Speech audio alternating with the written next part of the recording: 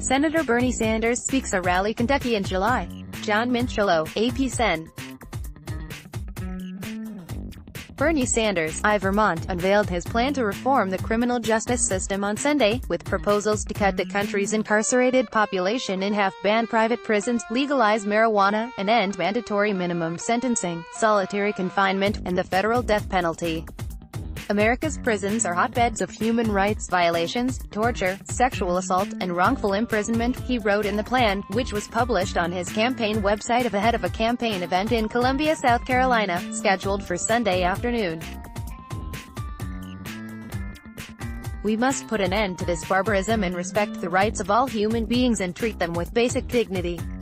Other Democratic presidential candidates have also put forward ambitious plans to overhaul the justice system, including former Vice President Joe Biden, Sen.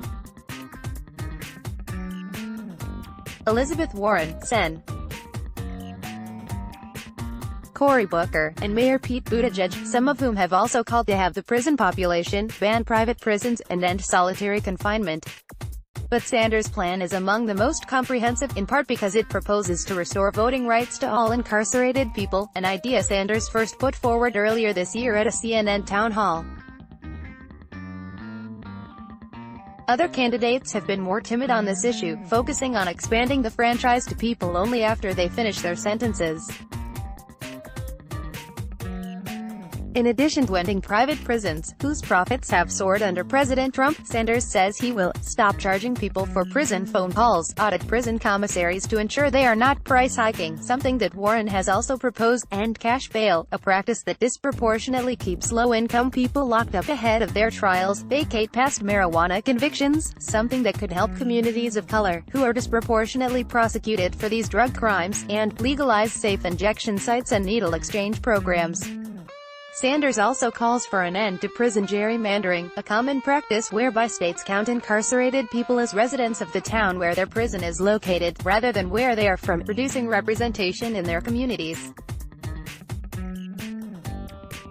Sanders' plan is no less ambitious on policing.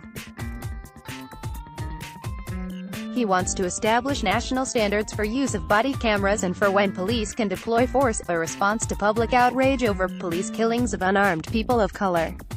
He also wants to require the Justice Department to review all officer-involved shootings, a major departure from the Trump administration. Former Housing Secretary Julian Castro, another Democratic candidate, has also called for national standards on police force and for more thorough investigations of officer-involved shootings, as part of a police reform plan that is perhaps even more detailed, echoing proposals by Sen.